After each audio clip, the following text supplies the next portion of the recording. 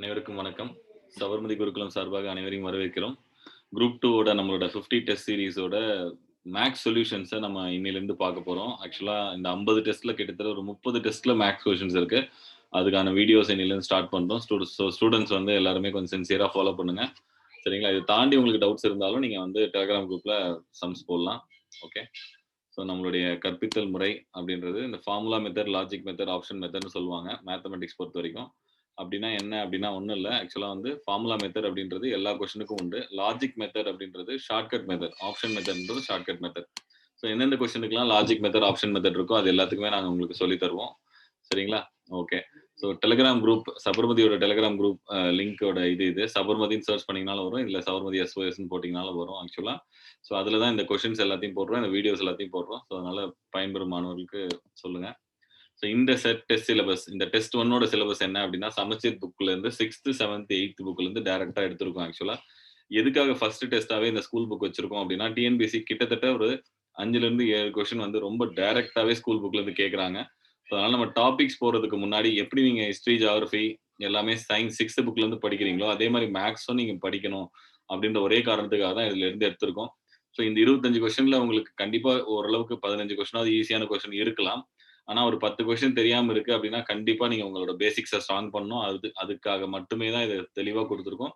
இந்த பிபிடில வந்து பார்த்தீங்கன்னா, அப்படியே புக்ல இருந்து பிரிண்ட் ஸ்கிரீன் எடுத்து ஒரு காப்பியா வச்சிருக்கோம். ஏன்னா உங்களுக்கு வந்து புரியணும்.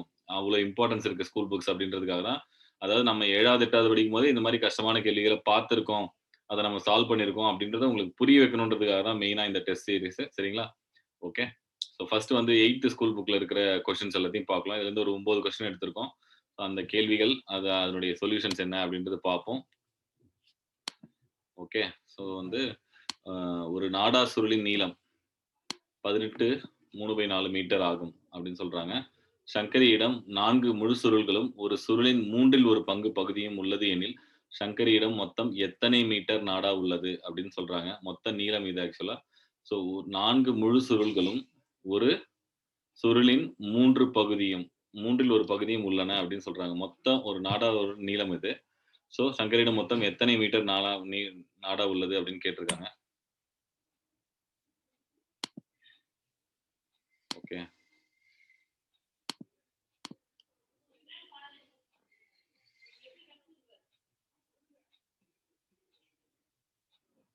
ஸோ ஒரு நாடா சுருளோட நீளம் வந்து எவ்வளோன்னு சொல்லிட்டாங்க? 18 3/4 அப்படின்னு சொல்லிட்டாங்க. சரிங்களா? இது மாதிரி 4 சுருள் இருக்காம். சரிங்களா? 4 சுருள் அப்படின்னா என்ன அர்த்தம்? 4 இன்ட்டு அப்படின்னு பண்ணணும் ஆக்சுவலா. இத வந்து நம்ம என்ன பண்ணலாம் அப்படின்னா, கலப்பு பின்னமா மாத்துங்க. 18 நாள் என்ன? 10 நாள் 40, 32, 72, 75/4. அப்ப 75/4 4ஆல பெருக்குறீங்க. அப்ப மொத்தம் எவ்வளோ ஆச்சு? 75 மீட்டர் அப்படின்னு வந்துருச்சு. அது இல்லாம 3ல் 1 பகுதியும், ஒரு சுருளின் 3ல் 1 பகுதியும் அப்படின்றான். அப்ப 1/3 இருக்குதாம். இது இல்லாம பிளஸ் சரிங்களா? 1/3 அதே 75/4 அடிச்சீங்கன்னா 25/4ன்னு வரும். 25/4 அப்படின்னா 6 1/4 அப்படின்னு வரும். ஸோ இதையும் கூட்டணும் நம்ம. ஸோ 75 மீட்டர் 6 1/4 மீட்டர் கூட்டினீங்கன்னா 81 1/4 மீட்டர். இதுதான் வந்து அவங்க கிட்ட இருக்கிற மொத்த நாடாவின் நீளம் அப்படின்னு சொல்றாங்க. ஸோ ஒண்ணும் இல்ல, ரொம்ப தெளிவா பாருங்க. கலப்பு பின்னமா மாத்திடுறீங்க. கலப்பு பின்னமா மாத்தின பிறகு இதுல 4 மடங்கு இருக்கு அப்படின்னு சொல்றான். 4 மடங்கு அப்படின்னா 75/4 4ஆல பெருக்குனீங்க அப்படின்னா 75 மீட்டர் வரும். அதுக்கப்புறம் நம்ம கிட்ட இருக்கிறது 3ல் 1 பங்கு அப்படின்றாங்க. அந்த 3ல் 1 பங்கு அப்படின்றது 1/3 பெருக்குனீங்கன்னா போதும். சரிங்களா? ஸோ இதுதான் வந்து டைரக்ட்டா நீங்க புரிதல் அப்படின்ற அடிப்படையில போடுறது. சரியா? இன்னொரு விதமா நான் சொல்றேன் பாருங்க. இப்ப நம்ம கிட்ட ஒரு நாடா வந்து எவ்வளவு இருக்கு? 18 3/4 சரியா? அப்ப 4 நாடா என்ன இருக்கும்? 18 4 4 பெருக்குங்க 72 சரிங்களா? இது வந்து முக்கா தானே. முக்காவ 4ஆல பெருக்குங்க. ஸோ 1 முக்கா 1 1/2 4 இப்படி வருமா? 3 ஸோ 75 இது மாரி பண்ணிடலாம். சரியா? அதுக்கப்புறம் 3ல் 1 பங்குன்றான். 3ல் 1 பங்கு 18 3/4 18 முக்கா அதானே அர்த்தம். 18ல 3ல் 1 பங்கு என்ன? 6 முக்கால்ல 3ல் 1 பங்கு என்ன? 1/4 ஸோ அப்படியே நம்ம போடலாம். புரிதலின் அடிப்படையில் இதுதான் மனக்கணக்குல போடுவாங்க. ஒரு கடையில போய் நார்மலா கேட்டோம்னா அந்த மாரி போடுவாங்க. ஸோ அதனால அந்த மாரியும் போடலாம். ஸோ ஒரு 8வது புக்ல இருக்கிற முதல் கேள்வி இது ஆக்சுவலா. சரிங்களா? சரி, அடுத்தது. ஒரு மாணவர் ஒரு எண்ணை 4/3ஆல் பெருக்குவதற்கு பதில் 4/3ஆல் வகுத்து விட்டார். வகுப்பதற்கு பதில் பெருக்கி சரியான விடையை காட்டிலும் 70 கூடுதலாக பெற்றார் என்றால் அந்த எண்ணை காண்க அப்படின்னு சொல்றாங்க. சரிங்களா? ஸோ ரொம்ப சிம்பிளான கொஸ்டின் தான். கொஸ்டின நல்லா புரிஞ்சுக்கங்க. ஸோ அவர் என்ன பண்ணியிருக்காரு அப்படின்னா, ஒரு எண் அப்படின்றாங்க. அப்ப அந்த எண் எக்ஸ்ன்னு எடுத்துக்கலாம். அவர் என்ன பண்ணியிருக்கணும்? 4/3ஆல வகுத்திருக்கணும். அதுக்கு பதிலா அவர் என்ன பண்ணிட்டாரு அப்படின்னா, 4/3ஆல பெருக்கிட்டார். அப்படி பெருக்குனதால அவருக்கு கிடைச்ச எண் வந்து இப்படி பண்ணதால அவருக்கு எவ்வளவு அதிகமா இருக்கு? 70 அதிகமா இருக்காம். அப்ப 4/3 இன்டு எக்ஸ் 4/3ஆல வகுக்கிறோம். இப்படி வகுத்தா நமக்கு என்ன கிடைக்குதாம்? 70 கிடைக்குதாம். இதுதான் சமன்பாடு. சரிங்களா? பின்னத்தால் வகுக்கும்போது என்ன ஆகும்? தலைகீழா போட்டு பெருக்கணும். சரியா? 4/3 எக்ஸ் 3/4 எக்ஸ் ஈக்குவல் டு 70 அப்படின்னு சொல்றாங்க. சரியா? இப்ப மீசிமா எடுங்க. 3க்கு 4க்கு மீசிமா எடுத்தா 12 4 16 3 9 70 7x/12 ஈக்குவல் டு 70. என்ன பண்ணலாம்? 7 7 அறுத்துடலாம் 10. அப்ப x is equal to 120. So நமக்கு தேவையான அளவு வந்து 120 அப்படின்னு சொல்றாங்க. சரியா? இது ரொம்ப சிம்பிளான ஒரு லாஜிக். இது ஃபார்முலா மெத்தட். ஸோ ஈக்குவேஷன் எழுதுறோம். ஈக்குவேஷன்ல இருந்து கண்டுபிடிக்கிறோம். சரியா? இப்ப அடுத்தது லாஜிக் மெத்தட் பார்க்கலாம். இதே கேள்வி லாஜிக் மெத்தட்ல என்ன அப்படின்னா, சார் 4/3ஆல பெருக்கத்துக்கு பதில் 4/3ஆல வகுக்கிறதுக்கு பதில் 4/3ஆல பெருக்கிட்டேன் அப்படின்னு சொல்றாங்க. அப்போ இதுல எக்ஸ் எடுத்துக்கிட்டாலும் சரி, எந்த எண் எடுத்துக்கிட்டாலும் சரி, அந்த வித்தியாசம் தான் இங்க விஷயமே தவிர மத்தபடி எதுவும் இல்ல அப்படின்னும்போது, நான் ஏன் இத வந்து எனக்கு புடிச்ச எண்ணா எடுத்துக்கக்கூடாது அப்படின்றாங்க. அப்போ நான் என்ன பண்றேன்? 4/3ஆல வகுக்கிறேன் அந்த எண்ண. அதே மாரி 4/3ஆல பெருக்குறேன். அப்படி வகுக்கும்போது என்ன ஆயிடும்? அது தலைகீழா போடும்போது 3/4 ஆயிடும். சரிங்களா? அப்ப இந்த மாரி கேள்விகள்ல இந்த 4க்கும் 3க்கும் பொதுவான எண் என்னது? 12. அப்ப அந்த 12 அப்படின்னு எடுங்க. சரிங்களா? 4க்கும் 3க்கும் மீசிமா என்ன? 12. அப்போ 12ன்னு ஒரு எண் எடுத்துக்கிறேன். இப்ப 12ன்னு எடுத்தேன்னா, 12 4/3ஆல பெருக்குறேன். அதே மாரி 12 4/3ஆல வகுக்கிறேன். அப்போ என்ன ஆகுது அப்படின்னு பாருங்க. 4/3 இன்டு 12 3/4 இன்டு 12. ஸோ வித்தியாசம் 16லேருந்து 9 போச்சுன்னா 7. சரியா? அதாவது 12ன்னு நான் ஒரு எண் எடுத்தேன்னா வித்தியாசம் 7 வருது. இதே 24 எடுத்தேன்னா வித்தியாசம் 14 வந்திருக்கும். அப்ப 70 வரணும்னா அந்த எண் என்னவா இருக்கும்? 120 அப்படின்னு சொல்றாங்க. இந்த லாஜிக் வந்து எல்லா கொஸ்டினுக்குமே ஒர்க் அவுட் ஆகும். 3, 4 அதனால எல்சிஎம், மீசிமா அப்படின்னு சொல்றாங்க. ஸோ லாஜிக் மெத்தட்ல ரொம்ப ரொம்ப முக்கியமானது இந்த மீசிமா. மீசிமா நல்லா பிராக்டிஸ் பண்ணிக்கங்க. நமக்கு நெறைய இடத்துல யூஸ் ஆகும். நம்ம அங்கங்க பார்ப்போம். இந்த 25 டெஸ்ட்ல நீங்க நெறைய பார்ப்பீங்க. ஸோ குரூப் 2 வந்து பார்த்தீங்கன்னா, குரூப் 1ம் சரி, குரூப் 2ம் சரி கொஞ்சம் கஷ்டமான கொஸ்டின்ஸ் வரும். ஸோ அப்ப நீங்க டைம் சேவ் பண்ணணும். இப்ப குரூப் 1லயே பார்த்தீங்கன்னா, கிட்டத்தட்ட 20 கொஸ்டின், 30 கொஸ்டின் ஆவரேஜா 90% மாணவர்கள் படிக்கல அப்படின்னு சொல்றாங்க. அதுக்கு காரணம் முழுக்க முழுக்க கணிதம் தான். சரிங்களா? என்னதான் அனாலிட்டிகல் கொஸ்டின்ஸ் அதிகமா இருந்தது அப்படின்லாம் சொன்னாலும், கணிதம் தான். ஸோ அதனால கொஞ்சம் பிராக்டிஸ் பண்ணீங்கன்னா, இது கேட்ச் பண்ணிடலாம். ஸோ நம்ம வந்து 4வது டெஸ்ட்ல இருந்து வந்து பார்த்தீங்கன்னா, டாபிக் வைஸ் டெஸ்ட் பார்க்க போறோம். அதனால உங்களுக்கு டீட்டெயிலாவே வந்து ஒரு ஒரு கான்செப்ட்லயுமே எப்படி எப்படி வரும் அப்படின்றத சொல்லி தரோம். சரிங்களா? அதனால ஃபாலோ பண்ணுங்க. ஆ பார்த்துக்கலாம். இது மாரி ரிப்பீட்டட் கொஸ்டின் வந்துட்டே இருக்கு. அதனால அதையும் புரிஞ்சுக்கங்க. செவ்விய எண் அல்லாதது எது? அப்படின்னு சொல்லி கேட்டிருக்காங்க. இது வந்து என்னன்னா, உங்களுக்கு தெரியுமா? அப்படின்ற பார்ட்ல இருக்குது ஆக்சுவலா 8வது புக்ல. நாம அடுத்த பேஜ்ல அதோட இமேஜ் காமிக்கிறோம். ஸோ அப்ப இதுல செவ்விய எண் எது அப்படின்றது அப்படின்னு பார்த்தீங்கன்னா, இதுல வந்து 6 இது வந்து புக்ல இருக்கிறது தான். 28 செவ்விய எண், 496 செவ்விய எண். இது செவ்விய எண். இது செவ்விய எண் கிடையாது. செவ்விய எண்னா என்ன அப்படின்னு தெரியணும் இல்லையா? அதாவது இப்ப 28 எடுத்துக்கங்க. 28 எதெல்லாம் வகுப்படும்? 1ஆல வகுப்படும், 2ஆல வகுப்படும், 4ஆல் வகுப்படும், அதுக்கப்புறம் 7ஆல் வகுப்படும், அதுக்கப்புறம் 14ஆல் வகுப்படும், 28ஆல் வகுப்படும். இது எல்லாத்தையும் கூட்டுங்களேன். 1, 2, 4, 7, 14, 14 வரைக்கும். 28 கூட்டத்தல. 28 கூட்டுனா உங்களுக்கு அதேதான் வரும். இது வரைக்கும் இருக்கிறது எல்லாத்தையும் கூட்டுனா என்ன வருது? ஸோ 14, 18, 25, 27, 28 சரிங்களா? ஸோ இதே மாரி தான் நீங்க 496க்கு போட்டீங்கனாலும் வரும். 828க்கு போட்டீங்கனாலும் வரும். இப்ப 6க்கு எடுத்தீங்கன்னா 1, 2, 3 இதான் 6 வந்துரும். சரியா? 3 இது 3த்தையும் இது எல்லாத்தையும் கூட்டுனா என்ன வருது? 6 வருதா? அதான் செவி எண் அப்படின்னு சொல்றாங்க. 12க்கு அந்த மாரி பண்ணீங்கன்னா வராது. ஸோ 12 அப்படின்றது 1, 2, 3, 4, 6, 6 வரைக்கும் நிறுத்திக்கலாம். 12 போட தேவையில்ல. ஸோ இப்ப இது எல்லாத்தையும் கூட்டினீங்கன்னா 10, 13, 15, 16 போது. அதனால செவ்வி எண் கிடையாது. சரிங்களா? ஸோ 12 அப்படின்றது தான் ஆன்ஸர். ஓகே. சரி, ஓகே. ஸோ அந்த மாரி கேட்குறாங்க கேள்விகள். அதனால தான் இந்த கேள்விய முழுசா எடுத்துட்டு இருந்தோம். ஸோ எடுத்துக்காட்டு 4.7 ஒரு எல்இடி தொலைக்காட்சியின் விற்பனை விலையானது அதன் அடக்க விலையை போன்று 5/4 மடங்கு எனில் லாப சதவீதம் காண்க. ஸோ இதுலயும் வந்து ரொம்ப முக்கியமான ஒரு கான்செப்ட் இருக்கு. ஒரு எல்இடி தொலைக்காட்சியின் விற்பனை விலையானது, இந்த டாபிக் நம்ம தனியா பார்க்கும்போது நல்லா பார்ப்போம் ஆக்சுவலா. இப்போ விற்பனை விலையானது அதன் அடக்க விலையில், விற்பனை விலை அடக்க விலை, அடக்க விலை, விற்பனை விலை, விற்பனை விலையானது அதன் அடக்க விலையில் 5/4 மடங்கு அப்படின்னு சொல்றாங்க. இப்போ இது எக்ஸ் அப்படின்னா இது எவ்வளோ? 5/4 எக்ஸ் அப்படின்றாங்க. அப்ப லாபம், முதல்ல லாபம் என்ன அப்படின்றது கண்டுபிடிங்க. அப்புறம் லாப சதவீதத்தை பத்தி யோசிப்போம். லாபம் அப்படின்றது விற்ற விலை மைனஸ் அடக்க விலை. சரியா? அப்போ என்னாச்சு? 5/4 எக்ஸ் மைனஸ் எக்ஸ். அப்ப கழிச்சீங்கன்னா 4 5 எக்ஸ் 4 எக்ஸால கழிச்சீங்கன்னா லாபம் வந்து 1/4 எக்ஸ்ன்னு வரும். சரியா? லாப சதவீதம் அப்படின்றது என்ன ஃபார்முலா? லாப சதவீதம் அப்படின்றது ஃபார்முலா என்ன அப்படின்னா லாபம் பை அடக்க விலை இன்ட்டு 100. இதான் லாப சதவீதம். லாபம் இன்ட்டு அடக்க விலை இன்ட்டு 100. ஸோ அதனால அந்த ஃபார்முலா பிரகாரம் லாபம் என்ன? 1/4 எக்ஸ் பை எக்ஸ் இன்ட்டு 100. இதில் எதெல்லாம் அடிப்படும்? எக்ஸ் எக்ஸ் அடிப்பட்டுரும், 4 இதுவும் அடிப்பட்டுரும், 25. அதனால 25%. சரிங்களா? இதான் வந்து விஷயம். ரொம்ப சிம்பிள் ஆக்சுவலா. இப்போ பாருங்க, இது வந்து நான் ஒரு லாஜிக் மெத்தட்ல சொல்றேன். இது வந்து நம்ம டாபிக் வைஸ் பார்க்கும்போது உங்களுக்கு இன்னும் கொஞ்சம் டீட்டெயிலா சொல்றேன். இப்போதைக்கு சிம்பிளா சொல்றேன். ஸோ அடக்க விலை, விற்ற விலை, லாபம். அடக்க விலை எப்பவுமே 100%. விற்ற விலை என்னன்னு தெரியாது. லாபம் தான் நமக்கு தெரியாது. இப்போ அதேதான். இப்போ போன கொஸ்டின்ல நான் என்ன லாஜிக் சொன்னேனோ அதேதான். 5/4 மடங்கு அப்படின்னு சொல்லிட்டாங்க. அப்ப நான் ஏன் எக்ஸ்ன்னு எடுத்துக்கணும்? அதுக்கு பதில் நான் 4ன் மடங்கா எடுத்துக்கிறேன். 4ன் மடங்குல எனக்கு தெரிஞ்ச வேல்யூ என்ன அப்படின்னு கேட்டா 4ன்னே எடுத்துக்கிறேன். அடக்க விலை ரூ. 4ன்னு எடுத்துக்கிறேன். அப்ப அடக்க விலை ரூ. 4னா அடக்க விலை ரூ. 4ன்னு எடுத்துக்கிட்டேன்னா, அப்ப எனக்கு விற்ற விலை என்ன வருது? ரூ. 5ன்னு வருது. அப்ப லாபம் என்ன வருது? ரூ. 1ன்னு வருது.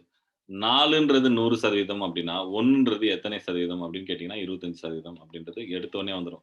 இந்த டேபிள் போட்டா எல்லா கொஸ்டினுமே வந்துரும். ரொம்ப சிம்பிள் ஆக்சுவலா. இதுல ஒண்ணுமே இல்ல. லாபம், அடக்க விலை வச்சு நம்ம சப்ஸ்டிட்யூட் பண்ணா போதும். ரொம்ப ரொம்ப சிம்பிளா வந்து முடிஞ்சிரும். ஸோ அதுதான் இதுல விஷயம். சரியா? Thank you. அடுத்தது ஃபார்முலாவே தேவையில்ல. ஒரு குடும்பம் ஒன்றுக்கு சென்று உணவகம் ஒன்றுக்கு சென்று உணவுக்காக ரூபாய் 350 செலவிட்டு கூடுதலாக சரக்கு மற்றும் சேவை வரியாக 5% செலுத்தியதெனில் மத்திய மற்றும் மாநில சரக்கு சேவை வரியினை கணக்கிடுக அப்படின்னு கேட்டிருக்காங்க. ஸோ அப்போ அவங்க உணவுக்காக ஸ்பெண்ட் பண்ண அமௌண்ட் என்ன அப்படின்னா செலவு அப்படின்னு பார்த்தீங்கன்னா ரூபாய் 350 இல்லையா? இதுதான் நமக்கு 100% அப்படின்னு எடுத்துக்கிறோம். சரி, ஓகே. இப்போ என்ன கேட்குறாங்க? 5% வரியா கட்டியிருப்பாங்க அப்படின்றாங்க. 5% அப்படின்றது என்னன்னு தெரியணும் அப்படின்னா ஃபர்ஸ்ட் நம்ம என்ன பண்ணணும்னா 10% கண்டுபிடிக்கணும். 10% எவ்வளோ? 17.5. 5% எவ்வளோ? 8. ஓகேவா? 8.75 அப்படின்றாங்க. ஓகேவா? 10% சாரி 10% 35. 10%ன்றது 35. ஏன்னா 100% 350 தான் 10%. அதுல 5%ன்றது 17.5. ஆனால் கேள்வி என்ன அப்படின்னா மத்திய மற்றும் மாநில சரக்கு வரி. மத்திய மற்றும் மாநில சரக்கு வரி என்ன பண்ணுவோம்னா பாதி பாதியா பிரிச்சுப்பாங்க. சரிங்களா? அதனால 8.75 8.75 இது வந்து ஸ்கூல் புக்லயே இந்த கேள்வி இருக்கு. 4.13.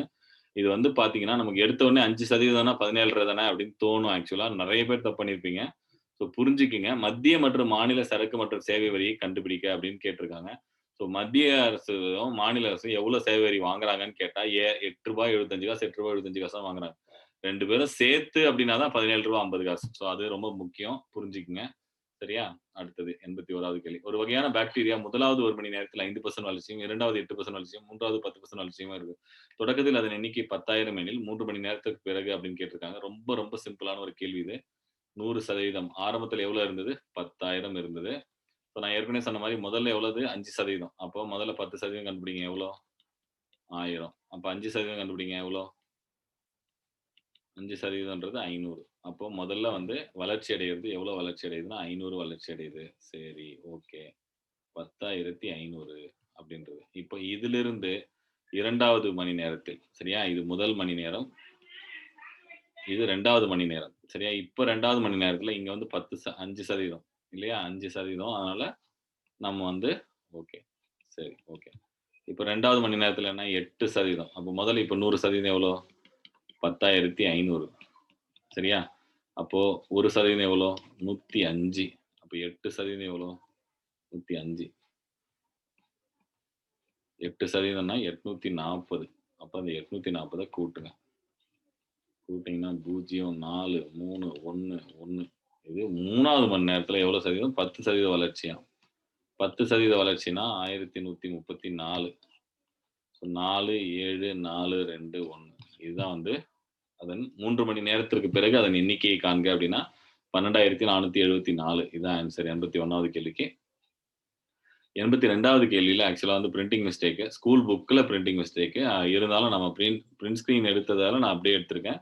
பட் ஆக்சுவலா வந்து பார்த்தீங்கன்னா 6 சரக்கு வண்டிகள் 5 நாட்களில் 135 டன் சரக்குகளை இடம்பெயர்க்கின்றன எனில் 180 டன்கள் சரக்குகளை 4 நாட்களில் இடம்பெயர்க்க எத்தனை சரக்கு வண்டிகள் கூடுதலாக தேவை அப்படின்றது கேட்டிருக்காங்க. சரிங்களா? 1800 போட்டிருந்தது புக்ல. பட் 180 தான் கரெக்ட்டான ஆன்சர். பேஸ்ட் ஆன் ஆன்சர் நம்ம மாத்தணும்.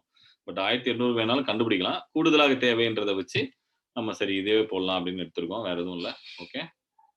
சரி, ஓகே. இப்போ நமக்கு என்ன தெரியணும் அப்படின்னா, ஃபர்ஸ்ட் வந்து என்ன என்ன சொல்ல வராங்க அப்படின்றது முதல்ல தெரியணும். அதுதான் முக்கியம். அதுக்கப்புறம் மத்ததெல்லாம் யோசிச்சுக்கலாம். ஆ. ஓகே. சரிங்க. ம்.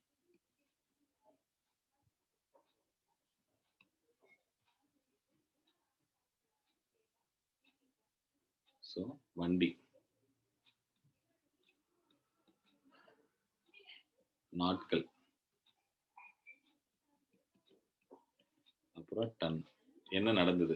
6 சரக்கு வண்டி 5 நாள் வேலை செஞ்சு 135 டன் சரக்க வந்து இப்ப கேட்டுருக்கிறது என்னன்னா 180 டன்னு 4 நாள்ல பண்ணோம் அப்படின்னா, இன்னும் எத்தனை தேவை அப்படின்னு கேட்டிருக்கான். 6 பிளஸ் எக்ஸ். அந்த எக்ஸ் என்ன அப்படின்னு கேட்டிருக்காங்க. அதுதான் விஷயம். ரொம்ப சிம்பிள் ஆக்சுவலா. நம்ம பாருங்க. அதாவது என்ன இங்க முக்கியம் அப்படின்னா, இப்ப சரக்கு வண்டி இருக்கு இல்லையா? வண்டிகள் நாட்கள் அப்படின்னு சொல்றாங்க. 6 சரக்கு வண்டி 5 நாள் போகுது அப்படின்னா, சரக்கு நாட்கள். சரக்கு வண்டியின் நாட்கள் அப்படின்னு சொல்லுவாங்க. இந்த கான்செப்ட்ட முதல்ல புரிஞ்சுக்கங்க. சரக்கு வண்டியின் நாட்கள் அப்படின்னு சொல்லுவாங்க. இந்த இந்த கான்செப்ட் ரொம்ப ஈஸியான கான்செப்ட். ஸோ இப்ப நான் வந்து 6 சரக்கு வண்டி வச்சு 5 நாள் பண்ணியிருக்கேன் அப்படின்னா, எனக்கு ஒரே சரக்கு வண்டியா இருந்தா நான் எத்தன நாள் ஓட்டியிருக்கணும்? 30 நாள் ஓட்டியிருக்கணும் இல்லையா? அப்போ 30 சரக்கு வண்டி நாட்கள் அப்படின்னு சொல்றாங்க. ஸோ ஒரே ஒரு சரக்கு வண்டி 6 வண்டி இருக்கு. ஒவ்வொரு வண்டியும் 5, 5 ட்ரிப் அடிச்சது ஒரு நாளைக்கு. அதனால 6 வண்டி 5 ட்ரிப். இதே ஒரே வண்டி இருந்தா 30 ட்ரிப் அடிச்சிருக்கணும். அப்போ நமக்கு இதுதான் கான்செப்ட். 135 டன்னுக்கு எனக்கு 30 வண்டி ட்ரிப் தேவைப்பட்டது. 30 சரக்கு வண்டி ட்ரிப் ட்ரக் டேஸ்ன்னு சொல்லுவாங்க. சரக்கு வண்டி நாட்கள். சரக்கு வண்டி நாட்கள் அப்படின்னு சொல்றாங்க. அப்போ 135க்கு எனக்கு எவ்வளவு தேவைப்படுதுன்னா, 180க்கு எவ்வளவு தேவைப்படும் அப்படின்னு கேட்கறாங்க. குறுக்கு பெருக்கல் பெருக்குங்க. 180 இன்டு 30/135. இத அடிச்சீங்கன்னா இது 4, இது 3ன்னு வரும். 45வது மடங்கு வேற எதுவும் இல்ல. 10, 40 சரக்கு வண்டி நாட்கள் தேவைப்படுது அப்படின்றாங்க. என்கிட்ட ஏற்கனவே 6 இருக்கு. ஆனா 4 நாள்ல முடிக்கணும்னா எனக்கு அப்ப ஒரு நாளைக்கு எத்தன வேணும்? 10 வேணும். அப்ப இன்னும் எக்ஸ்ட்ராவா நான் 4 வேணும். அவ்வளவுதான் விஷயம். வேற எதுவும் இல்ல. சரியா? இன்னும் 4 வண்டி புக் பண்ணணும்.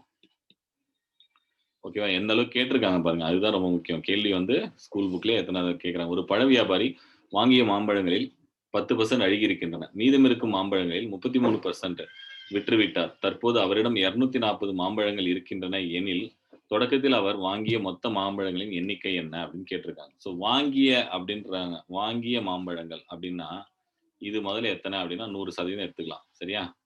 எத்தன கெட்டுப் போச்சு? அழுகிய அழுகிய வந்து 10% போயிடுச்சு. அப்ப மீதி எவ்வளோ இருக்கும்? 90% சரியா? இந்த 90%த்துல வித்துட்டாராம். 33% வித்துட்டாராம். 33.33% ஆஃப் 90% அப்படின்றது பார்க்கணும். அதான் 33.33ன்னா 3ல் 1 பங்கு அப்படின்னு சொல்லுவாங்க. ஏதாவது 33.33/100ன்னு கூட எடுத்துக்கங்க. வேணா உங்களுக்கு ஒரு வேள புரியல அப்படின்னா, இது ஒண்ணும் இல்ல. 3ல் 1 பங்கு. 3ல் 1 பங்குனா 30% நான் வித்துட்டேன். இதையும் வித்துட்டேன். இதுவும் அழுகி போச்சு. எனக்கு மீதி எவ்வளோ இருக்கு? 60% தான் இருக்கு. அந்த 60% தான் 240ன்னு சொல்லியிருக்காங்க. எவ்வளோ? 60% 240 அப்படின்னா 10% எவ்வளோ? 6ஆல வகு 40. இனிஷியலா என்கிட்ட எவ்வளோ இருந்தது அப்படின்னா 400 மாம்பழங்கள் இருந்தது அப்படின்னு சொல்றாங்க. சரிங்களா? அவ்வளோதான். வேற எதுவும் இல்ல. 60% 240னா 100% எவ்வளோ அப்படின்னு பார்த்தீங்கன்னா போதும். வேற எதுவும் இல்ல. சரிங்களா? சரி, அடுத்தது. P என்பவர் தனியே ஒரு வேலையின் அரை பகுதியை 6 நாட்களிலும், 9 பகுதியை Q என்பவர் தனியே அந்த வேலையை 2, 3 பகுதியை 4 நாட்களிலும் முடிப்பார் எனில், இருவரும் இணைந்து அந்த வேலையை 3/4 பகுதியை எத்தன நாள் முடிப்பார் அப்படின்னு குடுத்துருக்காங்க. ஃபர்ஸ்ட் பி எடுத்துக்கலாம். அவர் அரை பகுதி வேலையை எத்தனை நாள்ல முடிக்கிறார்? 6 நாள்ல முடிக்கிறாராம். அப்போ ஒரு வேலையை எத்தனை நாள்ல முடிப்பாரு? 12 நாள்ல முடிப்பாரு. கரெக்ட்டா? சரி. அடுத்தது Q என்பவர் 2/3 பகுதிய எத்தனை நாள்ல முடிக்கிறாரு? 4 நாள்ல முடிக்கிறாராம். அப்போ 1/3 பகுதிய எத்தனை நாள்ல முடிப்பாரு? 2/3 பகுதிய 4 நாள்னா 1/3 பகுதிய 2 நாள்ல முடிப்பாரு. அப்போ ஒரு வேலையை எத்தனை நாள்ல முடிப்பாரு அப்படின்னு கேட்டா 6 நாள்ல முடிப்பாரு. இதுதான் நமக்கு தேவையானது. P யோட மற்றும் Q வோட. P மற்றும் Q இணைந்து வேலை செய்ய போறாங்க. அப்போ ஒரு நாள்ல P யோட வேலை வந்து 1/12, Q வோட வேலை வந்து 1/6.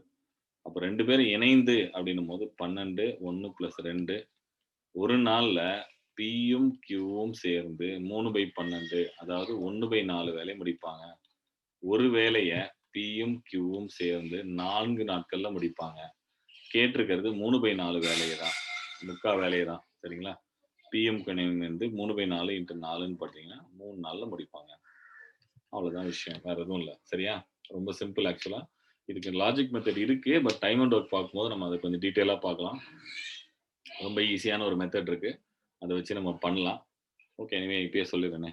நீங்க அப்ப திருப்பி பார்க்கும்போது, நம்ம இதுவரைக்கும் கண்டுபிடிச்சது வரைக்கும் சேம் தான். P யோட ஒரு வேலை வந்து 12 நாளு.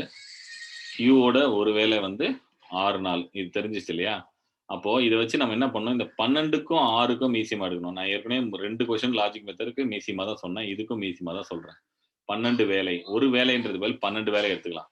P வந்து 12 நாள்ல 12 வேலை முடிக்கிறான் அப்படின்னா, ஒரு நாள்ல எத்தனை வேலை முடிப்பான்? ஒரு வேலை முடிப்பான். கரெக்ட்டா? அது ஞாபகம் வச்சுக்கங்க. Q வந்து 6 நாள்ல 12 வேலை அப்படின்னா, ஒரு நாள்ல எத்தனை வேலை முடிப்பான்? 2 வேலை முடிப்பான். அதையும் ஞாபகம் வச்சுக்கங்க. சரிங்களா? இப்ப Pயும் Qவும் இணைந்து வேலை செய்யணும்னா, ஒரு நாள்ல அவங்க எவ்வளவு வேலை முடிப்பாங்க? 3 வேலை முடிப்பாங்க. ஏன்னா P ஒரு வேலை முடிப்பான், Q 2 வேலை முடிப்பான். இப்ப எனக்கு மொத்த வேலைய செய்யணும்னாலே வந்து 12 நாள் தான். 12 வேலை தான். அப்ப 4 நாள்ல முடிச்சுருவேன். ஆனா எனக்கு 9 வேலைய முடிச்சா போதும். ஏன்னா 3/4 பங்கு வேலைய முடிங்க போதும் அப்படின்றாங்க. அப்போ 3 நாள்ல முடிச்சுருவோம் அப்படின்னு சொல்ட்டாங்க. ஜஸ்ட் நார்மல் கணக்கு. ஒரு ஒரு வேலைன்றது பதில் 12 வேலைன்னு எடுத்துக்கிட்டீங்கன்னா, ரொம்ப ஈஸியா அந்த பின்னமே இல்லாம பண்ணலாம். வேற எதுவும் இல்ல. தொகுதி, பகுதின்னுவாங்கல்ல. அந்த பகுதி இல்லாம இருந்தா கேள்வி ரொம்ப ஈஸியா இருக்கும். அதுதான். ஸோ இதான் 8த் புக்ல 9 கேள்விகள் நம்ம பார்த்துட்டோம். இதுக்கப்புறம் இப்ப 7த் புக்ல கொஞ்சம் ஈஸியா இருக்கும். ஆனா இதுலயும் டஃப் கொஸ்டின்ஸ் இருக்கு அப்படின்றதுக்காக தான் மெயினா வந்து 7த் புக் ஃபர்ஸ்ட் டெர்ம்ல 3 கேள்விகள் எடுத்திருக்கோம். அத பாருங்க. 8 மீட்டர் நீளமுள்ள ஒரு கம்பத்தின் நீளம், நிழலின் நீளம் 6 மீட்டர். அதே நேரத்தில் 30 மீட்டர் நிழலில் ஏற்படும் மற்றொரு கம்பத்தின் நீளம் எவ்வளவு அப்படின்னு கேட்டிருக்காங்க. ஸோ ஒண்ணும் சிம்பிள் ஆக்சுவலா. ஃபர்ஸ்ட் 8 மீட்டர் 8 மீட்டர் கம்பம் இருந்தா, அதனுடைய நிழல் வந்து 6 மீட்டர் வருதாம். அப்போ 4/3 4ல 3 பங்கு வருது. சரியா? 8 இருந்தா 6 வருது. இப்ப 4 இருந்தா 3 வரும். அதான் வந்து இது வந்து உயரம் ஆக்சுவலா. இது வந்து நிழல். இப்போ 4:3 4 பங்கு இருந்தா 3 பங்காகுது. அப்போ 34 சாரி 30 4 5 4 7.5 தானே. அப்ப இது 3 பங்கு ஆகும்போது என்ன ஆகும் அப்படின்னு கேட்டிருக்காங்க. ஸோ இங்க எக்ஸ் போட்டு குறுக்கு பெருக்கல் பெருக்கினீங்கன்னா ஆன்சர் வந்துரும். இது 2த்துக்குமே சேர்ந்து. இல்ல இன்னொரு கான்செப்ட் இருக்கு. 4x = 30 × 3 x = 30 × 3/4 90/4 45/2 22.5 அப்படின்னு சொல்லுவாங்க. சரியா? ஒண்ணும் இல்ல பாருங்க. 4 பாகம் 30ன்னா 2 பாகம் எவ்வளோ? 15. 1 பாகம் எவ்வளோ? 7.5. 3 பாகம் எவ்வளோ? 22.5 அப்படியே சொல்லலாம். இப்படியும் சொல்லலாம். ஸோ நிழல் வந்து என்ன ஆகுதுன்னா 3/3 நிழல் வருது. அவ்வளவுதான். வேற எதுவும் இல்ல. அதுதான் சொல்ல வராங்க. 6 நபர்கள் ஒரு வேலையை 12 நாட்களில் செய்து முடிக்கிறார். 2 நாட்கள் கழித்து 6 நபர்கள் வந்து சேர்கிறார்கள் எனில் அப்படின்னு கேட்கிறாங்க. So man days. ஆட்கள், நாட்கள். ஓகேவா? 6 நபர்கள் 12 வேலையை செய்றாங்க. இப்போ மனித நாட்கள் எத்தனை தேவைப்படுது அப்படின்னா 72 மனித நாட்கள் தேவைப்படுது. எப்படி கண்டுபிடிக்கிறோம்னா 6 × 12. உங்க வீட்டுக்கு ஒண்ணும் இல்ல. இந்த கான்செப்ட் வச்சு யோசிச்சு பாருங்க. இந்த கேள்வி எல்லாமே ரொம்ப ஈஸி. உங்க வீட்டுக்கு 6 பேர் வராங்க. 12 நாள் இருப்பாங்கன்னு வச்சுக்கங்க. ஒருத்தர் ஒரு நாளைக்கு 1 கிலோ அரிசி சாப்பிடுறாங்கன்னா, 6 கிலோ அரிசி சாப்பிடுவாங்க ஒரு நாளைக்கு. அது மாரி 12 நாளைக்கு 72 கிலோ அரிசி நீங்க வாங்கி வைக்கிறீங்க. வீட்ல வாங்கி வச்சுட்டீங்க. சரியா? இப்போ அதே 6 பேர் தான் 2 நாள் இருக்காங்க. 12 கிலோ அரிசி காலி. 72 கிலோல 12 கிலோ காலின்னா, மீதி இன்னும் உங்களுக்கு எவ்வளோ தேவை? 60 கிலோ தான் தேவை. 60 கிலோ இருக்கு. சரியா? அதுக்கப்புறம் பார்த்தா, இப்போ 12 பேர் வந்துட்டாங்களாம். இன்னும் எத்தன நாள் வரும்? 5 நாள் தானே வரும். அவ்வளோதான். இந்த வேலையை செய்ய மொத்தம் எத்தனை நாட்கள்னா 7 நாட்கள். சரிங்களா? மீதி இருக்கிற வேலையன்னு கேட்டாங்கன்னா 5 நாட்கள். 2 விதமா கேட்பாங்க. பட் இந்த கேள்விக்கு 7 நாட்கள். அவ்வளோதான். ரொம்ப சிம்பிள் ஆக்சுவலா. இந்த அரிசி கணக்கு, இட்லி கணக்கு வச்சு போட்டீங்கன்னா ரொம்ப ஈஸியா இருக்கும் ஆக்சுவலா புரிதலின் அடிப்படையில். வணிகர் ஒருவர் 7வதுலயே டைம் அண்ட் ஒர்க் வந்துட்டு இருக்கு. அதுதான் ரொம்ப முக்கியம். தனது பழைய இருப்பில் இருந்து ஒரு ரூபாய் நோட்டு புத்தகத்தை விற்பதன் மூலம் ரூ. 5யும் நோட்டு புத்தகம் வித்தா ரூ. 5 லாபம் கிடைக்குதாம். பேனா வித்தா ரூ. 2 நஷ்டம் கிடைக்குதாம். 20 புத்தகங்களை விற்ற ஒரு குறிப்பிட்ட நாளில் அவருக்கு லாப நஷ்டம் ஏதுமின்றி இருக்கிறார் அப்படின்னு சொல்றாங்க. அதாவது 20 புக் வித்திருக்காரு. ஒரு புக் வித்தா அவருக்கு ரூ. 5 லாபம். அப்ப 20 புக் வித்தா அவருக்கு எவ்வளவு லாபம் வந்திருக்கும்? 20 × 5 ரூ. 100 லாபம் வந்திருக்கணும். சட்டப்படி அவருக்கு ரூ. 100 லாபம் வந்திருக்கணும். பிளஸ் 100ல இருக்காரு அவரு மனுஷன். ஆனா அவருக்கு ஒரு பென் வித்தா ரூ. 2 நஷ்டம் வருமாம். அன்னைக்கு லாபமும் இல்ல, நஷ்டம் இல்லன்னா, அப்ப ரூ. 100 நஷ்டம் பென்ல போயிருக்கணும். அப்ப எத்தன பென் வித்திருக்கணும் அவரு? 50 பென் வித்திருக்கணும். அவ்வளவுதான் ஆன்சர். சரியா? ரொம்ப ரொம்ப சிம்பிள் ஆக்சுவலா. நல்லா கவனிங்க. அடுத்து 7வது புக் டெர்ம் 2ல இருக்கு. சரியா? ஒரு பூங்கா வட்ட வடிவில் உள்ளது. அதன் மையப் பகுதியில் குழந்தைகளுக்கான விளையாட்டு பகுதியும், அதை சுற்றி வட்ட வடிவ நடைபாதை பயிற்சியும் உள்ளது அப்படின்னு சொல்றாங்க. பூங்காவின் வெளிவட்ட ஆரம் 10, உள்வட்ட ஆரம் 3 அப்படின்னு சொல்ட்டாங்க. ஸோ ரொம்ப சிம்பிள் ஆக்சுவலா. ஃபர்ஸ்ட் புரிஞ்சுக்கலாம். ஃபர்ஸ்ட் படத்த வரைவோம். இப்படி ஒண்ணு இருக்கு. அதுக்கப்புறம் என்ன சொல்றாங்கன்னா, அதனுடைய மையப் பகுதியிலிருந்து இப்படி ஒண்ணு இருக்குதாம். படம் வேற கரெக்ட்டா வரணும். தோராயமா புரிஞ்சுக்கங்க. ம். இந்த மாரி இது கொஞ்சம் சென்டர்ல நான் வரையல. சரியா? இத சுத்தி வரேன். ம். அதனால ஆ இப்படி வரைஞ்சுக்கலாம். இல்லன்னா இப்படி இத வரைஞ்சுட்டு அத வரைஞ்சு பார்ப்போம். ஏதோ வருதான்னு பார்ப்போம். வர்றது தானே. ம். சரியா? இப்படி இருக்கு. வேற எதுவும் இல்ல. சரியா? இப்ப என்ன சொல்றாங்கன்னா, இது அதே மாரி இது. இந்த நீளம், இந்த நீளம் குடுத்துட்டாங்க. ஓகே. இந்த நீளம் என்ன சொல்றாங்கன்னா, 10 மீட்டரு. இந்த நீளம் என்ன சொல்றாங்க? 3 மீட்டரு. அப்போ நடைபாதையின் பரப்பளவு. இத கேட்குறாங்க. இந்த பாதையின் பரப்பளவு மட்டும் கேட்குறாங்க. நாம என்ன பண்ணலாம்னா, பெரிய வட்டத்தோட பரப்பளவு கண்டுபிடிங்க. உள் வட்டத்தோட பரப்பளவு கண்டுபிடிங்க. உங்களுக்கு நடைபாதையின் பரப்பளவு வேணும் அப்படின்னா, பெரிய வட்டம் மைனஸ் சின்ன வட்டம் அப்படின்னு கண்டுபிடிங்க. ஃபார்முலா என்ன? பை ஆர் ஸ்கொயர் தானே. Pi r square pi r square. பெரிய வட்டத்தோட பரப்பளவுலேருந்து இதை கழிங்க. R square minus small r square அப்படின்றாங்க. பையோட வேல்யூ 22/7. ஆரோட வேல்யூ 10 ஸ்கொயர் 3 ஸ்கொயர். 22/7 100லேருந்து 9 கழிச்சிங்க அப்படின்னா 22/7 91. இதை அடிச்சிங்கன்னா 1 21 3. ஸோ 22 220 ஒரு 3 22 66 286. அவ்வளோதான். 86.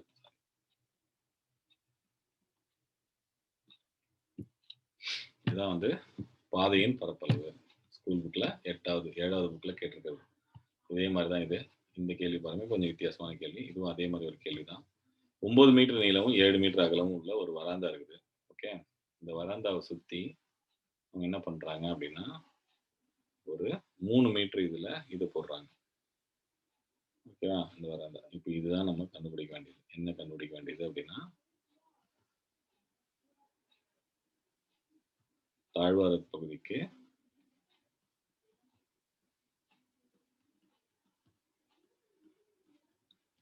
நம்ம கேட்டிருக்கிறது ஃபர்ஸ்ட் கேள்வி தான். இது வந்து புக்கில் இருக்கிறது 2 கேள்வி இருக்குது. பட் நம்ம கேட்டிருக்கிறது ஃபர்ஸ்ட் கேள்வி தான். சரியா? இதான் வந்து நம்ம கேட்டிருக்காங்க. ஸோ வந்து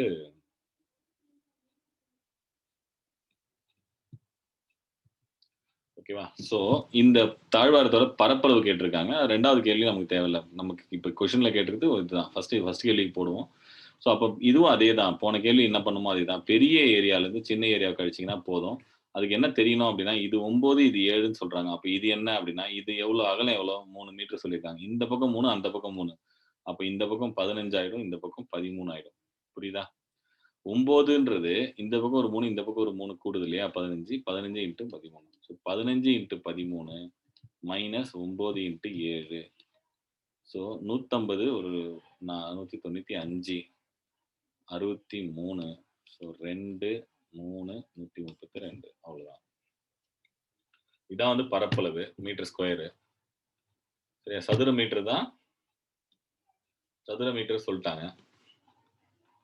ஒரு சதுர மீட்டருக்கு 15 ரூபாவாம். அப்போ 132 சதுர மீட்டருக்கு எவ்வளோ அப்படின்னா 132 × 15 1320 660. ஸோ 1980 ரூபா ஆகுது அப்படின்றாங்க. அந்த கேள்வி நம்ம கேட்கல. ஃபர்ஸ்ட் கேள்வி மட்டும் தான் கேட்டிருக்கோம். சரி ஜஸ்ட் ஓகே. கடிகாரத்தில் 56 மில்லிமீட்டர் நீளமுள்ள வினாடி முள்ளின் முனை ஒரு நிமிடத்தில் கடக்கும் தொலைவு காண்க அப்படின்னு கேட்டிருக்காங்க. ஃபர்ஸ்ட் கடிகாரத்துல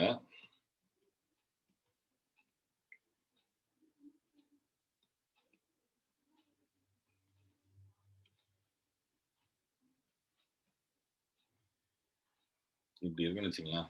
இதான் வந்து வினாடி முள் அப்படின்னு எடுத்துக்கலாம். இந்த வினாடி முள் ஒரு சுத்தி இங்க வந்து நிக்கணும்னா எவ்வளவு நேரம் ஆகும்? ஒரு வினாடி முள் 56 மில்லிமீட்டர் நீளம். இதனுடைய நீளம் வந்து 56 மில்லிமீட்டர் அப்படின்னு சொல்லிட்டாங்க. ஒரு ஒரு நிமிடத்தில் அது கடக்கும் தொலைவு அப்படின்னா, இங்கிருந்து ஆரம்பிச்சு இப்படி சுத்தி இங்க வந்து இங்கே தான் நிக்கும். அப்ப அதனுடைய சுற்றளவு 2πr இதான் வந்து அது சுற்றி வர்றது. 2 × 22/7 × 56 அப்படின்னு சொல்றாங்க. 8 44 × 8 40 × 8 எவ்வளோ? 320 320 ஒரு 32 352 மில்லிமீட்டர் சுத்தி வருவது அப்படின்றாங்க. அதோடைய முனை அப்படின்றாங்க. வேற எதுவும் இல்ல. சரியா? தேர்ட் டேர்ம் புக்ல. சோ ஒரு உலோக கலவை 26% தாமிரத்தை கொண்டுள்ளது அப்படின்றாங்க. 260 கிராம் தாமிரத்தை பெற அப்போ 100% வந்து உலோகமா இருந்தா 26% தாமிரம் இருக்கும். தாமிரம் அப்படின்றது தான் வந்து 260 கிராம் அப்படின்னு சொல்லிட்டாங்க. அப்போ 26% 260 கிராம்னா 1 கிராம் 1% 10 கிராம். அப்போ 100% அப்படின்றது 1000 கிராம் அப்படின்னு சொல்றாங்க. அவ்வளவுதான், வேற எதுவும் இல்ல. சரியா? சரி, ஓகே. 92 ரூபாய். அசல் 46,000 ஒரு ஆண்டு 9 மாத காலத்திற்கு பிறகு தனி வட்டி மூலம் 52,440 ஆகிறது எனில் அதன் வட்டி வீதத்தை காண்க. என்ன கொடுத்துருக்காங்க அப்படின்னா பிரின்சிபல் 46,000 கொடுத்துட்டாங்க. எண் வந்து 1.25 வருஷம், 1 வருடம் 9 மாசம் அப்படின்னு கொடுத்துருக்காங்க. நம்ம என்ன வந்து உங்களுக்காக திருப்பி வேணா அதே மாதிரியே போடுறேன். 1 இயர் 9 மாசம், 1 வருடம் 9/12 அப்படின்னா 1/3/4 வருடம் அப்படின்னு மாறும். இல்லைன்னா 7/4 வருடம் அப்படின்னு மாறும். அடுத்தது அமௌண்ட் கொடுத்துருக்காங்க எவ்வளோன்னா 52,440. 7வது புக்ல இருக்கிற கேள்வி இது ஆக்சுவலா. ஸோ கன்ஃபியூஸ் பண்ணிக்காதீங்க. அமௌண்ட் அப்படின்றது என்ன அப்படின்னா principal plus simple interest. Amount அப்படின்னா தொகை. சரியா? இது எவ்வளோ? 52,440. பிரின்சிபல் வந்து 46,000. ஃபார்முலா வந்து PNR/100. பி வந்து 46,000 7/4 இன்ட்டு 6 இன்ட்ரெஸ்ட். அதான் வட்டி வீதத்தை தான் கண்டுபிடிக்க சொல்லியிருக்காங்க. 100 அப்படின்னு வருதுன்னு வச்சுக்கலாம். இந்த 2 ஜீரோக்கு 2 ஜீரோ கேன்சல் ஆகிடும். இந்த 4ஆம் வாய்ப்பாடில் அழுத்தினா 1 4 4 1 4 4 5 115 இன்ட்டு 6. இதை கழிங்க முதல்ல. 115 இன்ட்டு 7 6 ஈக்குவல் டு 52,404லேருந்து 46,000 கழிங்க. 40 440 12லேருந்து 6 போச்சுன்னா 6 6,440. கண்டிப்பா 7ஆம் வாய்ப்பாடில் வகுப்படும். ஃபர்ஸ்ட் 7ஆம் வாய்ப்பாடில் வகுங்க. ஒரு 9 7 63 2 0. சரியா? இப்போ திருப்பி 5ஆம் வாய்ப்பாடில் அடிங்க. 23 5 8 4. ஸோ இப்போ 23ஆவது வாய்ப்பாடு இது அடிக்கணும். அவ்வளோதான், வேற எதுவும் இல்லை. ஸோ இது கண்டிப்பாக அடிப்படும். எவ்வளோக்கு அடிப்படும் அப்படின்றத இங்கே பாயிண்ட். ஆக்சுவலாக 23 கூட என்ன பெருக்குனா 4 வரும் அப்படின்னு பார்த்தீங்கன்னா 8 தான். 8ஆல் வந்து பெருக்கினீங்கன்னா வந்துடும். இப்போ 8% அப்படின்றாங்க. அவ்வளோதான், வேற எதுவும் இல்லைங்க. சரியா? ஓகே. அடுத்தது அருண் என்பவர் பாலாஜி என்பவருக்கு 5,000 2 ஆண்டுகளுக்கும், சார்லஸ் என்பவருக்கு 3,000 4 ஆண்டுகளுக்கும் ஒரே தனி வட்டியில் கொடுக்கிறார். ஆக மொத்தமாக 2,500 வட்டியாக பெறுகிறார் எனில் அப்படின்றாங்க. ஸோ 5,000 அருண் அப்படின்றவன் பாலாஜி அப்படின்றவனுக்கு ஒருத்தனுக்கு தரான். அடுத்தது சார்லஸ் அப்படின்ற ஒருத்தனுக்கு தரான். ஓகே. அருண் பாலாஜி சார்லஸ் இவனுக்கு 5,000 ரூபாய் 2 வருஷத்துக்கு, இவனுக்கு 3,000 ரூபாய் 4 வருஷத்துக்கு தராங்க. ஒரே வட்டி வீதம். ஸோ அப்போ இவனுக்கு 5,000 இன்ட்டு 2 வருஷம் 6/100. இவனுக்கு 3,000 இன்ட்டு 4 வருஷம் இன்ட்டு 6/100. இது ரெண்டுத்தையும் கூட்டினா 2,200. அவ்வளோதான். எதெல்லாம் அடிக்க முடியுமோ அடிங்க. 2 ஜீரோக்கு 2 ஜீரோ அடிச்சுக்கலாம். 2 ஜீரோக்கு 2 ஜீரோ அடிச்சுக்கலாம். அப்புறம் எல்லாத்துலேயுமே ஒரு ஜீரோ இருக்கிறதால இங்கே ஒரு ஜீரோ, இங்கே ஒரு ஜீரோ, இங்கே ஒரு ஜீரோ அடிச்சுருங்க. 10 6 மீதி 5 இன்ட்டு 2. அப்புறம் 3 12 12 6 ஈக்குவல் டு 220. 22 6 ஈக்குவல் டு 220னா 6 ஈக்குவல் டு 10%. அவ்வளோதான், வேற எதுவும் இல்லை. சரியா? 6வது புக்கு. அடுத்தது 6 கேள்வி 6வது புக்லேயே கேட்டிருக்கோம். பட் எந்த அளவுக்கு பண்ணியிருக்கீங்க நீங்கள் தான் பார்க்கணும். ஆக்சுவலாக ஸோ போர்ட் மாஸ் விதி ஆக்சுவலாக பிட் மாஸும் ஸ்கூல் புக்கில் போட்டிருந்தது. போர்ட் மாஸ் விதி பயன்படுத்தி அந்த குறியீடு இடத்தை நிரூபிக்க சொல்கிறாங்க. 2 6 -12 பை 4 + 2 = 10. இதுல ஃபர்ஸ்ட் எதை முடிக்கணும்? இந்த பிராக்கெட்டுக்குள்ள இருக்கிறத முடிக்கணும். அது அப்படியே இருக்கட்டும். 6 - 12 இத மாத்துனீங்கன்னா 6 அப்படின்னு மாறும். ஓகேவா? இப்ப அடுத்து எதை முடிக்கணும்னா, இத முடிக்கணும். 12/6. 12 6 வகுத்தா என்ன வரும்? இங்க என்ன சிம்பல்னு தெரியாது. 2 வரும். = 10. ஸோ அப்ப இங்க என்ன இருந்தா, இங்க -2 வருது இல்லையா? அப்ப இதுதான் கடைசியா நம்ம கடைசி தான் subtraction. Bracket, order, division, multiplication, addition, subtraction. வகுத்தல், பெருக்கல், கூட்டல், கழித்தல். கழித்தல் தான் கடைசி. அப்ப இங்க எனக்கு என்ன வேணும்? 12 வேணும். அப்ப 2 கூட என்ன பண்ணா 12 வரும்? மல்டிப்ளை பண்ணா தான் வரும். அதனால பெருக்கணும். அவ்வளவுதான். பின்வரும் கோவைகளில் எது பூஜ்ஜியம் அல்ல அப்படின்னு கேட்டிருக்காங்க. 0 × 0 0 தான். 0 + 0 0 தான். 2/0 வந்து இன்ஃபினிட்டி அப்படின்னு சொல்லுவாங்க. அப்ப இதுதான் 0 இல்லை. இது வந்து 0/2 0 தான். சரிங்களா? அதனால எது பூஜ்ஜியம் இல்லை அப்படின்றது ரொம்ப ஈஸி.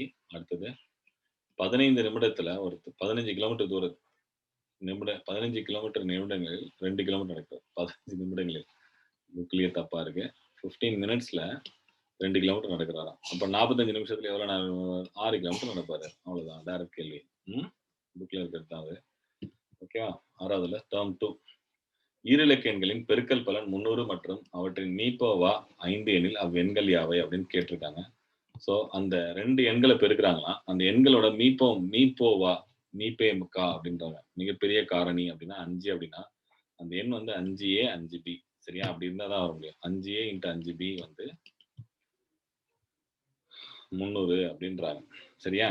அப்போ அவங்க ஃபர்ஸ்ட் என்ன சொல்றாங்க? அவற்றின் மிகப்பெரிய காரணி இதுன்றாங்க. அப்புறம் அந்த 2 எண்களையும் பெருக்குனா நமக்கு என்ன வருது? 300 வருது அப்படின்னு சொல்றாங்க. அப்போ கண்டிப்பா 25 × AB = 300. அப்ப AB என்ன? 1 மீதி 50 2 வருது. சரியா? 2 12 அப்படின்றாங்க. அப்போ 12 × 5 12 × 1. ஏன்னா 5 தான் மிகப்பெரிய காரணி அப்படின்னு சொல்றதால 60 12 × 1 வராது. ஸோ 12 5 × 12 ஏபியோட மதிப்பு வந்து இப்படி இருக்கணும். ஓகேவா? 5A 5B இருந்திருக்கலாம். பட் அப்படி சொல்ல முடியாதுல்ல. ஓகே. அப்படி வரக்கூடாது. ஒரு நிமிஷம். ஸோ இரு எண்களின் பெருக்கல் பலன் ஏபி வந்து 300 அப்படின்னு சொல்லிட்டாங்க. ஏவும் பியும் எதுல வகுப்படும் அப்படின்னா 5ஆல வகுப்படும் அப்படின்றாங்க. ஏவும் 5ஆல வகுப்படும், பியும் 5ஆல வகுப்படும் அப்படின்னு சொல்லிட்டாங்க. சரிங்களா? அப்ப நான் என்ன பண்றேன்னா ஏவும் 5ஆல வகுப்படுற எண், பியும் 5ஆல வகுப்படுற எண் அப்படின்றதால நான் என்ன பண்ண போறேன் அப்படின்னா ஏ வந்து 5K அப்படின்னு எடுத்துக்கிறேன். பியும் 5K 5Kன்னு 5Xன்னு எடுத்துக்கலாம். இதை வந்து 5Y எடுத்துக்கலாம். சரிங்களா? அப்பதான் உங்களுக்கு கிளியரா புரியும். அப்ப 5X × 5Y = 300. அதான் 25XY = 300 அப்படின்னா உங்களுக்கு இதை அடிச்சாதான் XY வந்து 12 அப்படின்னு வருது. ஓகேவா? இப்போ எக்ஸுக்கும் ஒய்க்கும் மதிப்பு பிரதியிடணும். என்னென்ன பிரதியிடலாம்? 1 12ன்னு பிரதியிடலாம், 2 6ன்னு பிரதியிடலாம், 3 4ன்னு பிரதியிடலாம். அதுக்கப்புறம் வேற எதுவும் பிரதியிட முடியாது. சரியா? அப்போ அந்த எண்கள் என்னவா இருக்கலாம் அப்படின்னா 1 12 இருந்தா 5 60. இது உங்களுக்கு ஆன்சர்ல இருக்கு. இன்னொரு ஆன்சர் வந்து 15 20. இப்படி இருந்தாலும் இருக்கலாம். ஆனால் இதுல எது பெருக்குனா வந்து உங்களுக்கு வருது அப்படின்னு பாருங்க. 15 × 20 300 வருது. அதே மாதிரி இதுவும் 300 வருது. அதனால இது ரெண்டுமே ஆன்சர் தான். புரியுங்களா? 15 20 அதுக்கப்புறம் 5 60. ஓகே. இரு சார்பாக எண்களின் மீசிமா 5005. ஓர் எண் 65 எனில் மற்றொரு எண் அப்படின்றாங்க. மீசிமா வந்து 5005 அப்படின்றாங்க. சார்பகா எண்கள் இரு சார்பகா எண்களின் அப்படின்றாங்க. 1 65 எனில் மற்றொன்று என்ன அப்படின்னு கேட்டிருக்காங்க. ஜஸ்ட் நம்ம அது அந்த 5005 வகுக்கணும்ல. மீசிமா அப்படின்றது என்ன? எல்லாத்தையும் பெருக்கினா தானே வரும். 5 1 0 0 1. திருப்பி இது எதுல வகுப்படும் அப்படின்னு பாத்தீங்கன்னா கண்டிப்பா 1ஆம் வாய்ப்பாடு கிடையாது, 2ஆம் வாய்ப்பாடு கிடையாது, 3ஆம் வாய்ப்பாடு கிடையாது. 7ஆம் வாய்ப்பாடு பாருங்க. 1 7 மீதி 30 4 7 28 3 7 21. திருப்பி 11ஆம் வாய்ப்பாடு பாருங்க. 1 3. ஸோ 5 7 11 13. இப்போ 11 5 65 ஒரு எண் அப்படின்னு சொல்லிட்டாங்க. 13 எண்.